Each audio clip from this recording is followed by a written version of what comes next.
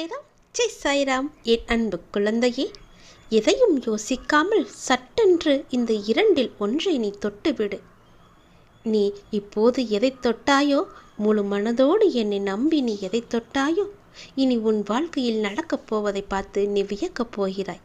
இனி உன் வாழ்க்கையில் நடக்கப் போவதை உள்ளதை உள்ளபடி சொல்கிறேன் கேள். இனி இப்படித்தான் உன் வாழ்க்கை இருக்கப் போகின்றது.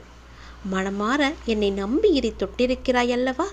அதற்கான நல்ல செய்தியை நீ கேட்டு, உன் அம்மா, அப்பா, தெய்வம், குரு என எல்லாம் நான் உன் சாய் தேவாதானே என்று சொல்வாய். பிறகு எப்படி உனக்கானதை நான் தர மறுப்பேன்? எல்லாம் தக்க சமயத்தில் உன்னை வந்து சேரும்.